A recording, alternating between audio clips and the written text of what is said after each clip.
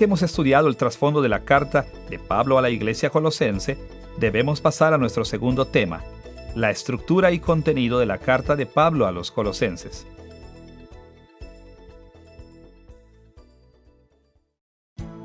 La carta de Pablo a los colosenses se puede dividir en 4 secciones principales. Un saludo en el capítulo 1, versículos 1 y 2. Los estímulos de acción de gracias e intercesión en el capítulo 1, versículos 3 al 14. La estructura principal que trata de la supremacía del cristianismo en el capítulo 1, versículo 15 al capítulo 4, versículo 6, y las salutaciones finales en el capítulo 4, versículos 7 al 18. El saludo en el capítulo 1, versículos 1 y 2, identifica al apóstol Pablo como el autor autorizado de esta carta y menciona que la carta también viene del discípulo de Pablo, Timoteo. Está claro que Pablo es el principal autor porque solo él firmó la carta. También está incluido en el saludo una bendición corta que funciona como un saludo. Los estímulos de acción de gracias e intercesión, encontrados en el capítulo 1, versículos 3 al 14, presentan informes sobre la iglesia colosense que Pablo recibió de Epafras. Epafras era el ministro que fundó la iglesia en Colosas. Usted recordará que también pasó algún tiempo con Pablo durante su encarcelamiento. Mientras visitaba a Pablo, Epafras le informó al apóstol de la fe y amor de los creyentes colosenses. Así, los dos hombres pasaron mucho tiempo en oración por la iglesia colosense. Así que cuando Pablo les escribió, les dijo de lo mucho que le agradecía a Dios continuamente por su fe y su salvación.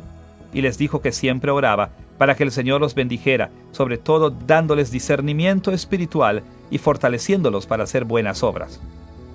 En la parte del cierre de Colosenses, en la sección de las salutaciones finales en el capítulo 4, versículos 7 al 18, Pablo envió saludos a los colosenses de parte de muchas personas que estuvieron con él en la prisión.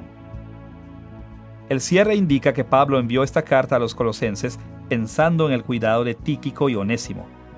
Tíquico entregó la carta a los Efesios y Onésimo entregó la carta a Filemón. Esto parece indicar que las 3 cartas, Colosenses, Efesios y Filemón, fueron escritas y entregadas más o menos al mismo tiempo.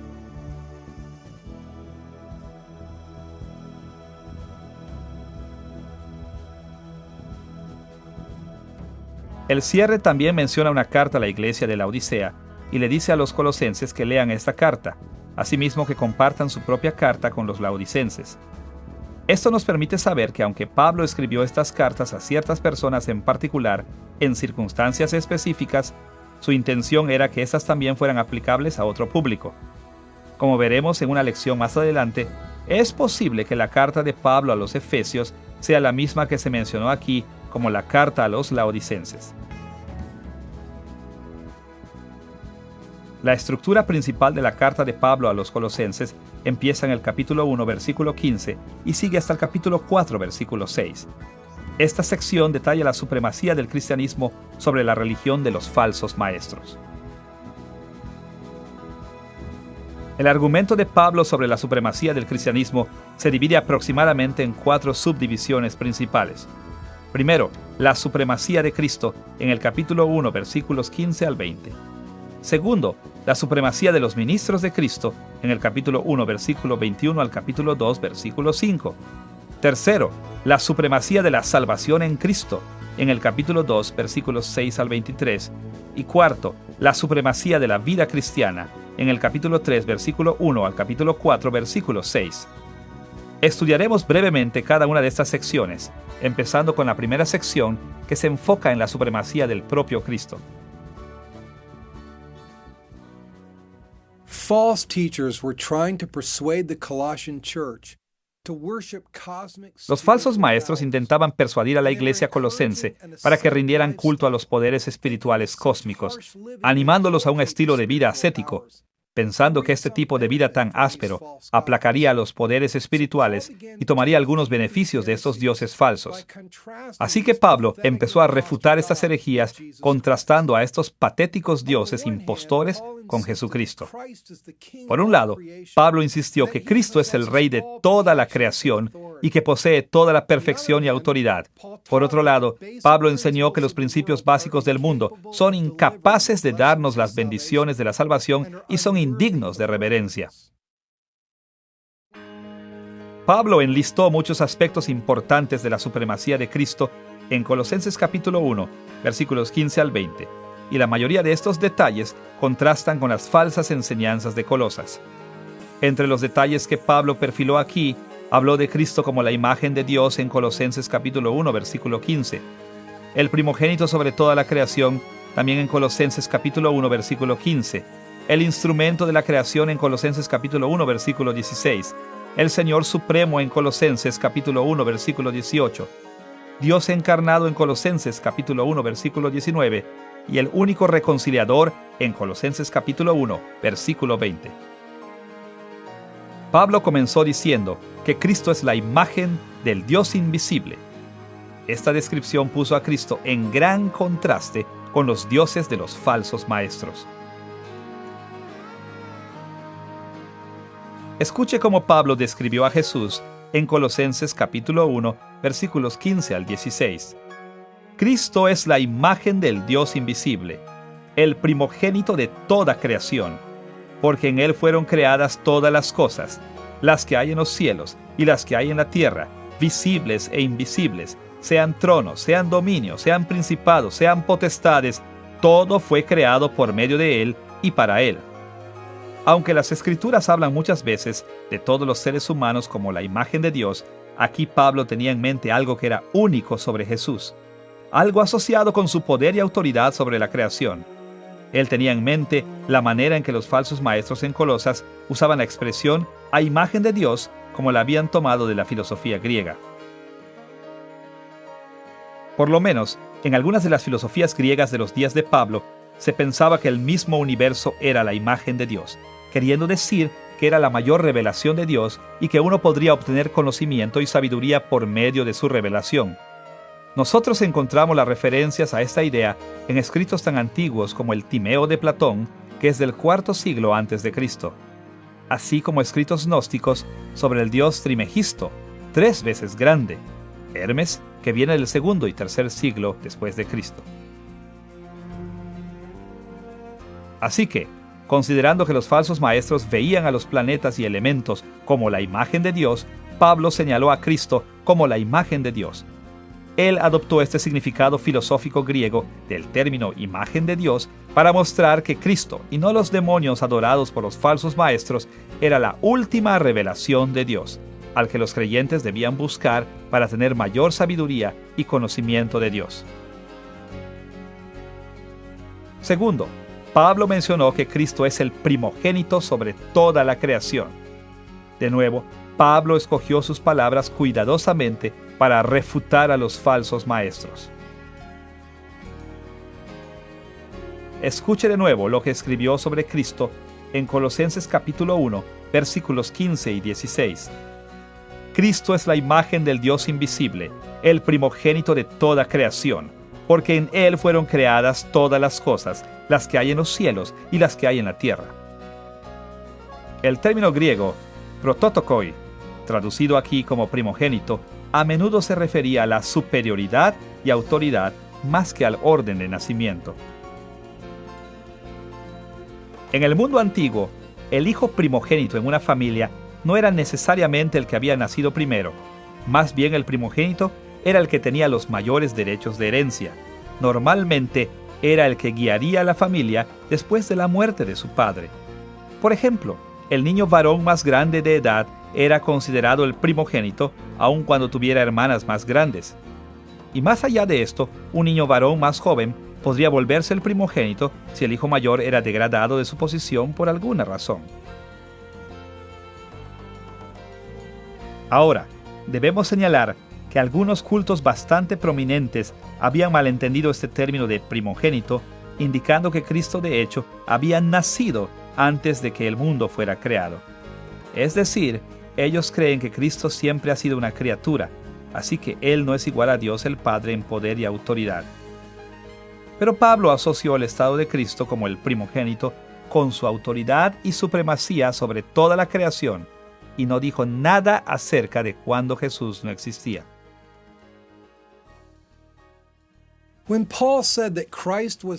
Cuando Pablo dijo que Cristo era el primogénito sobre toda la creación, él quiso decir que Cristo era el que poseía la primogenitura del Padre, no que Cristo nació o fue creado antes que todos los demás. Él no quiso decir que Cristo era parte de la creación, sino que Cristo era el Señor de la creación. Expresándose de esta manera, Pablo dejó claro que los dioses falsos de los falsos maestros no tenían ningún poder o autoridad para dar ninguna bendición a nadie.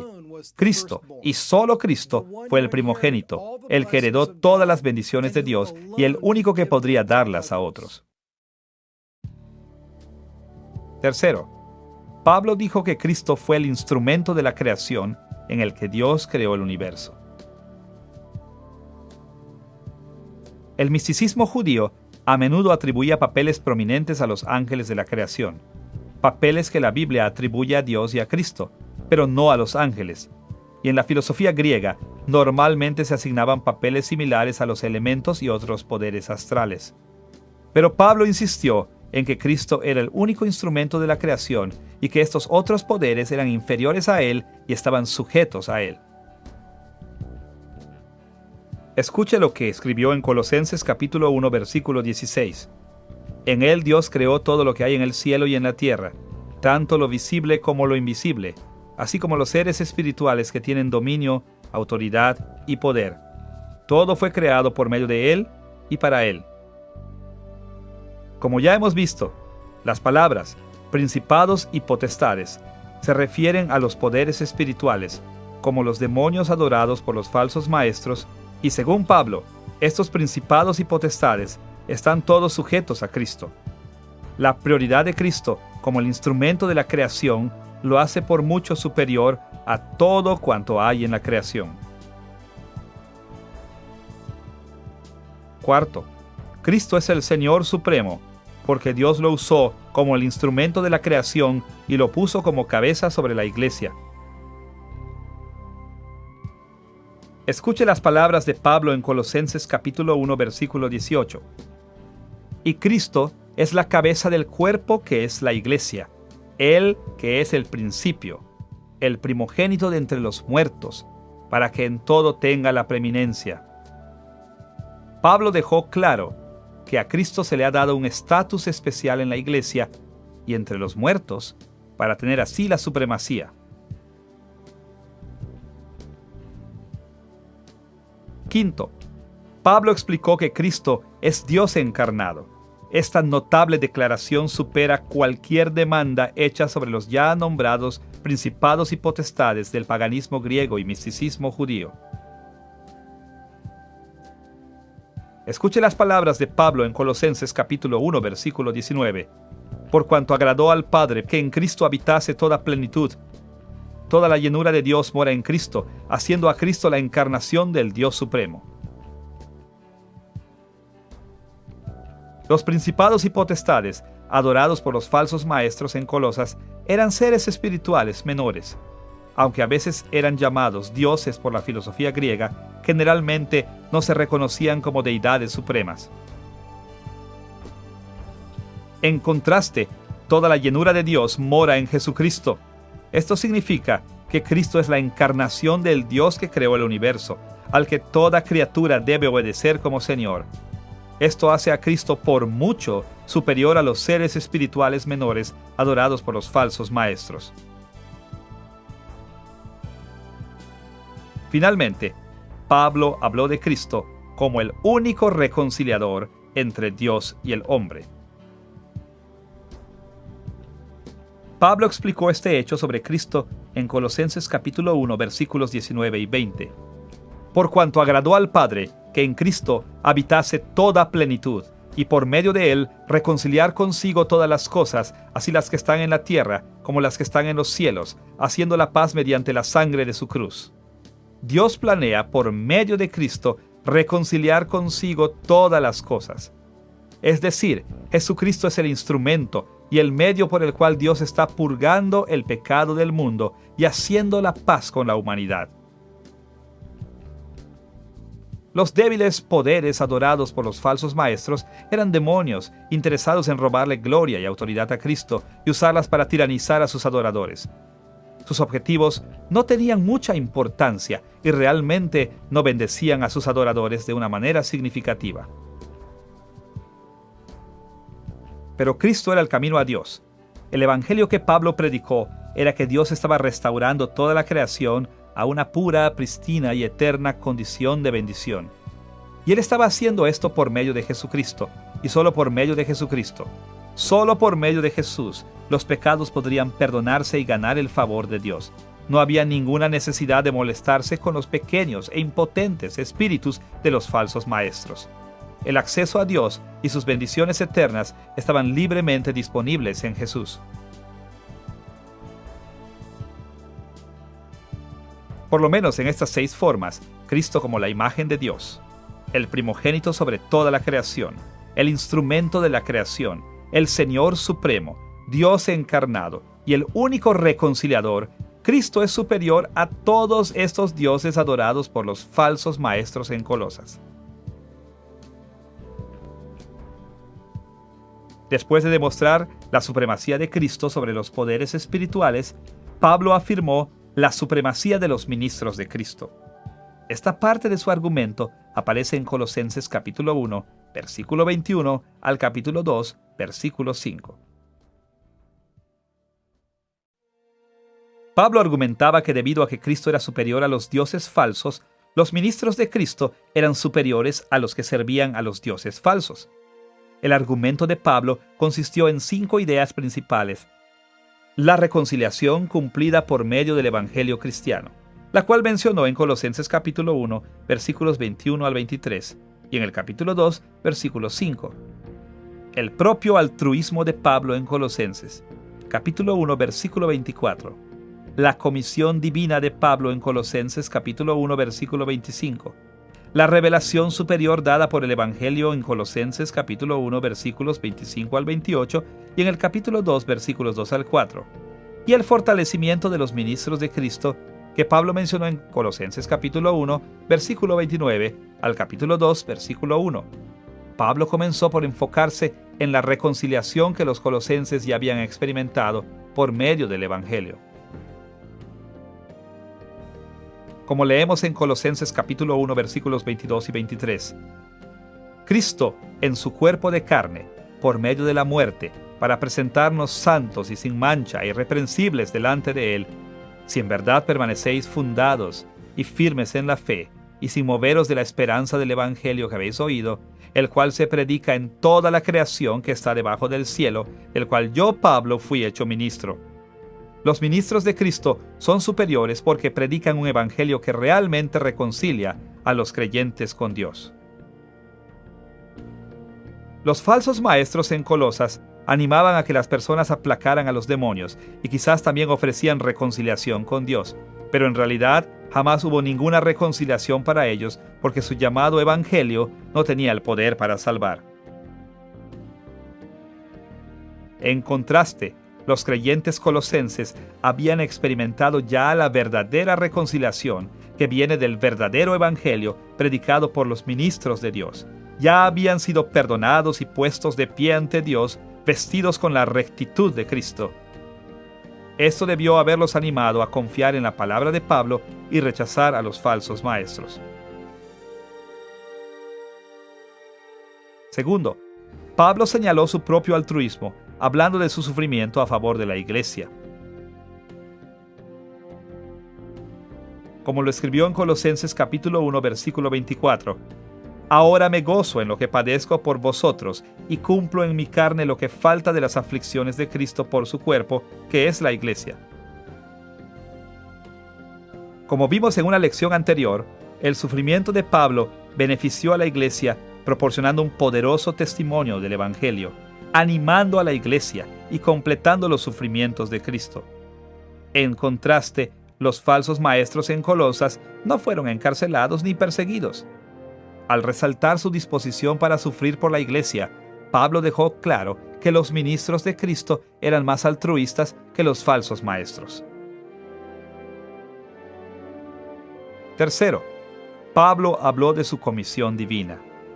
A diferencia de los falsos maestros autoelegidos en Colosas, Pablo había sido comisionado a su apostolado por el Señor mismo. Pablo describió su comisión en Colosenses capítulo 1, versículo 25, de la cual fui hecho ministro, según la administración de Dios, que me fue dada para con vosotros, para que anuncie cumplidamente la palabra de Dios. Como vemos aquí, el propio Dios llamó a Pablo a ser un apóstol.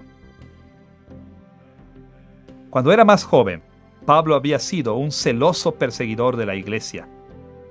Pero entonces el Señor Jesús, que se había levantado de entre los muertos, apareció a Pablo y lo convirtió.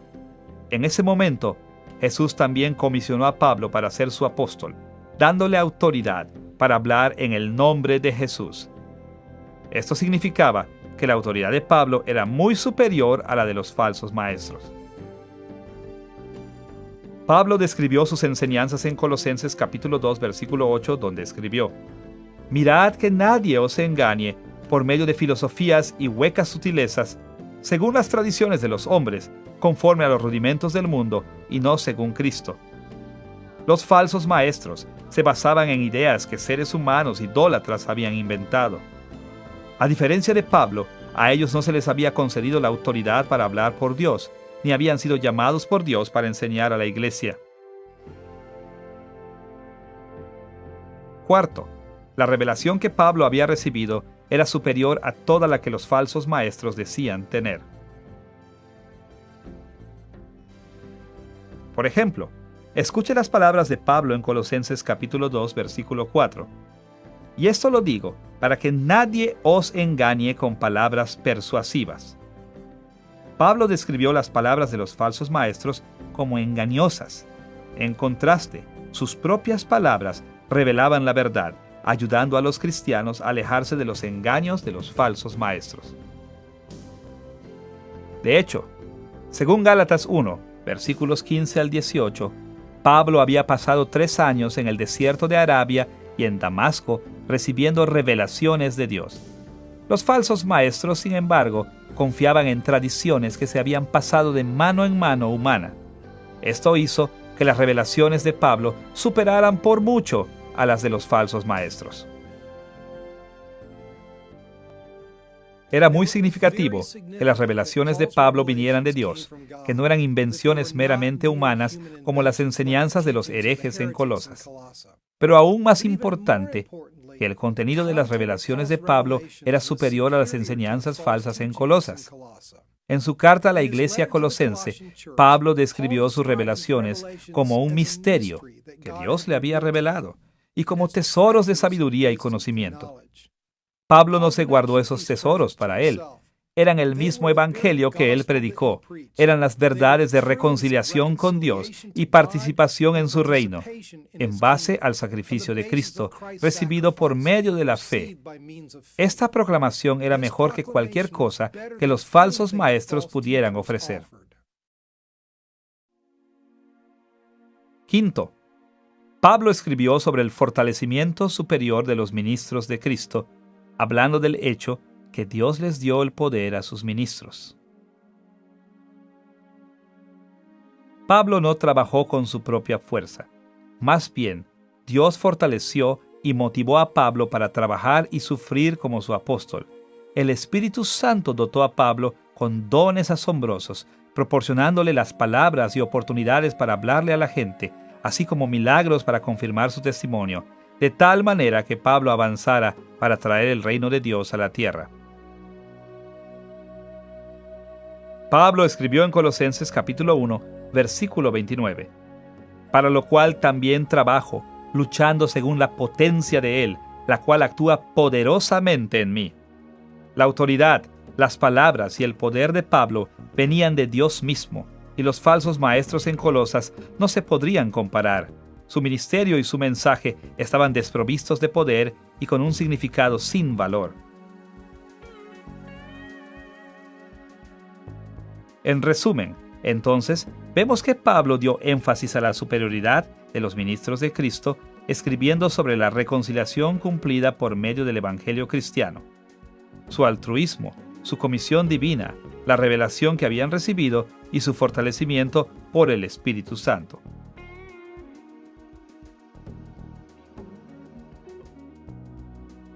Tercero, después de dar énfasis a la supremacía de Cristo y sus ministros, Pablo insistió en la supremacía de la salvación en Cristo, en el capítulo 2, versículos 6 al 23.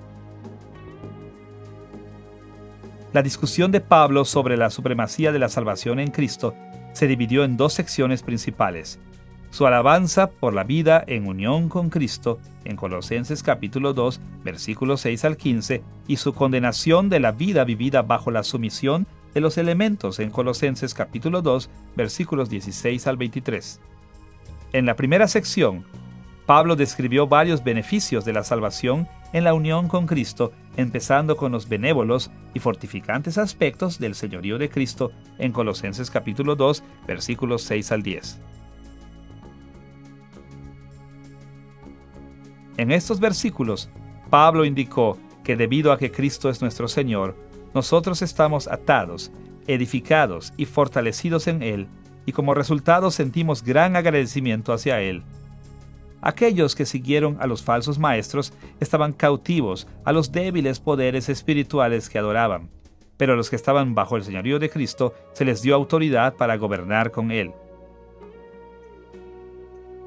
Como escribió Pablo en Colosenses capítulo 2, versículos 9 y 10, porque en Él habita corporalmente toda la plenitud de la deidad, y vosotros estáis completos en Él, que es la cabeza de todo principado y potestad.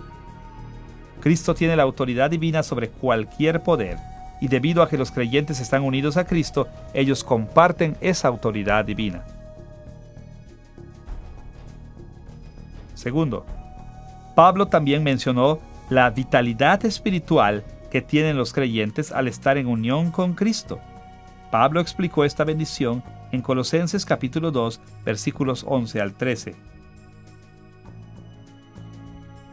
Por ejemplo, en Colosenses capítulo 2, versículo 12, escribió: sepultados con Él en el bautismo, en el cual fuisteis también resucitados con Él, mediante la fe en el poder de Dios que le levantó de los muertos. Debido a que estamos unidos a Cristo, los creyentes no solo participamos en la muerte de Cristo, que nos da el perdón, sino que también en la resurrección y vida de Cristo, la que nos da un nuevo nacimiento de nuestro espíritu. Tercero, debido a que los creyentes estamos unidos a Cristo, obtenemos el perdón del pecado y nos libramos de tener que ganarnos la salvación por medio de las obras de la ley. Pablo expresó estas ideas en Colosenses capítulo 2, versículos 13 al 15. Como lo escribió en Colosenses capítulo 2, versículos 14 y 15. Anulando el acta de los decretos que había contra nosotros, que nos era contraria, quitándola de en medio y clavándola en la cruz, y despojando a los principados y a las potestades, los exhibió públicamente, triunfando sobre ellos en la cruz. La ley de Dios condena a muerte a la humanidad caída, pero debido a que estamos unidos a Cristo en su muerte, nosotros ya hemos muerto la muerte que la ley requiere. Nosotros ya hemos pagado nuestra sentencia, por lo que ahora somos libres de toda condenación. En contraste con el escenario de estas bendiciones en Cristo, Pablo condenó el mensaje de los falsos maestros en Colosas. La vida en unión con Cristo se caracteriza por las bendiciones del señorío de Cristo, pero la vida bajo la sumisión a los elementos pone a uno bajo el tiránico señorío del hombre. Como Pablo escribió en Colosenses capítulo 2, versículos 16 al 18, esto no solo trae como resultado el juicio del hombre, sino también la pérdida de las bendiciones que Cristo ofrece. Más aún, así como la unión con Cristo produce vitalidad espiritual, la sumisión a los elementos trae como consecuencia la separación de Cristo. Como Pablo indicó en Colosenses capítulo 2, versículo 19, esto trae consigo debilidad espiritual en lugar de fuerza y sofoca el crecimiento espiritual. Finalmente, mientras la unión con Cristo concede el perdón y la libertad de la condenación de la ley, la sumisión a los elementos solo lleva al ascetismo. Pablo hizo un comentario sobre la inutilidad de este ascetismo en Colosenses capítulo 2, versículo 23, escribiendo: tales cosas tienen a la verdad cierta reputación de sabiduría en culto voluntario, en humildad y en duro trato del cuerpo, pero no tienen valor alguno contra los apetitos de la carne. La sumisión a los dioses falsos de los maestros heréticos en Colosas producía una vida áspera que era inútil contra el pecado. Aunque supuestamente esta vida áspera traía bendiciones, los demonios no tenían el poder para bendecir a nadie. En contraste, la unión con Cristo daba libertad en lugar de sumisión y verdaderamente destruía el poder del pecado sobre el creyente. A través de estos aspectos contrastantes de la vida en unión con Cristo y vivir una vida sometida a los elementos, Pablo demostró que la salvación ofrecida en el verdadero evangelio cristiano era mucho mejor que las dichosas bendiciones que pretendían ofrecer los falsos maestros en Colosas. Finalmente, después de dirigirse a la supremacía de Cristo y sus ministros y de la salvación ofrecida en el evangelio de Cristo, Pablo se enfocó en la supremacía de la vida cristiana, en Colosenses capítulo 3, versículo 1 al capítulo 4, versículo 6. En esta sección, Pablo demostró que el estilo de vida cristiana es más ético que el estilo de vida que ofrecían los falsos maestros. Parece que los falsos maestros en Colosas estaban muy interesados en una vida ética. La meta de su áspero vivir era evitar la indulgencia de la carne. En algunos casos, puede ser que sus normas o metas éticas hayan estado de acuerdo con aquellos de la iglesia cristiana que abrazaban este tipo de pecados. Pero había un problema con su planteamiento. Simplemente el ascetismo no funciona. La cuestión principal es que los seres humanos caídos no tienen la fuerza de voluntad para resistirse al pecado. Así que, no importa qué tan duro luchemos para evitar el pecado, siempre perdemos. Esto significa que para vivir éticamente, para obedecer las normas éticas que Dios ha puesto para nosotros, tenemos que confiar en algo más grande y más poderoso que nosotros mismos. En algunos aspectos, las enseñanzas de Pablo sobre la vida cristiana se parecían a la enseñanza de los falsos maestros. De hecho, Pablo incluso llegó a decir que era correcto enfocarse en lo celestial y espiritual y no en lo terrenal. Escuche sus palabras en Colosenses capítulo 3, versículo 2. Poned la mira en las cosas de arriba, no en las de la tierra. Según Pablo, debemos valorar las cosas espirituales y celestiales más que las terrenales. Esta perspectiva también era compartida por los maestros ascéticos, por lo menos superficialmente. También, como los maestros ascéticos, Pablo enseñó fuertemente en contra de la indulgencia de la carne. Por ejemplo, en Colosenses capítulo 3, versículo 5, escribió: Haced morir, pues, lo terrenal en vosotros, fornicación, impureza, pasiones desordenadas, malos deseos y avaricia, que es idolatría. Pablo estaba de acuerdo con los falsos maestros en que la indulgencia de la carne es mala, pero discrepaba en la manera de evitar tal pecado. Pablo y los falsos maestros también diferían de muchas otras maneras. Por ejemplo, aunque los falsos maestros creían ostensiblemente que ellos debían enfocarse en las cosas celestiales, las enseñanzas que Pablo les criticó eran todas bastante terrenales. Aunque pudieran haber tenido la meta de la espiritualidad, ellos intentaban alcanzar esa meta enfocándose constantemente en cosas terrenales. En Colosenses capítulo 2, versículo 21, Pablo resumió sus enseñanzas así: No manejes, ni gustes, ni aun toques. Aunque los ascetas declaraban dirigirse hacia el reino espiritual, sus enseñanzas se enfocaban en las cosas mundanas, terrenales. Los ascetas parecen haber estado tan preocupados con sus prácticas ascéticas que no se molestaban por enfatizar ideales que fueran verdaderamente celestiales y espirituales. Aunque sus metas pudieran haber sido espirituales, todos sus esfuerzos estaban basados en cosas terrenales. Pablo, por otro lado, enseñó formas específicas en las que los creyentes podrían enfocarse y esforzarse por cosas que estuvieran orientadas espiritualmente. Él insistió que dejaran sus pecados terrenales, pero también sabía que esto era imposible desde un punto de vista de la humanidad caída. Escuche sus palabras en Colosenses capítulo 3, versículos 9 al 11.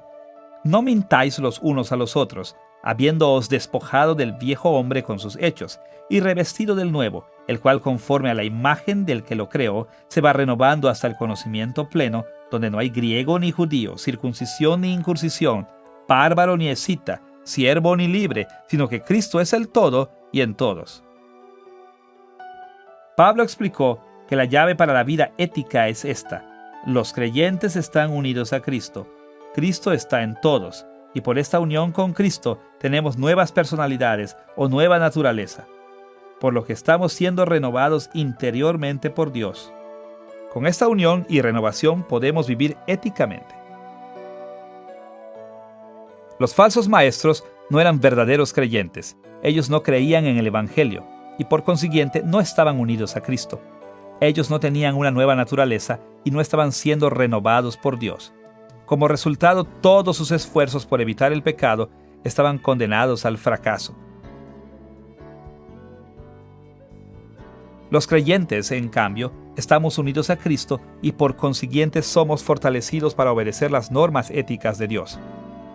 Pero Pablo no se detuvo en esta idea. Más bien, insistió en ofrecer algunas formas prácticas en las que los creyentes pueden confiar en el poder de Dios para superar el pecado, en lugar de confiar en su propia fuerza de voluntad. Escuche sus instrucciones en Colosenses capítulo 3, versículo 12. Vestíos pues como escogidos de Dios, santos y amados, de entrañable misericordia, de benignidad, de humildad, de mansedumbre, de paciencia. Pablo dijo que los creyentes podían tener éxito en una vida ética enfatizando virtudes celestiales, espirituales, como la compasión y la bondad, en lugar de enfocarse en los pecados que tratamos de evitar.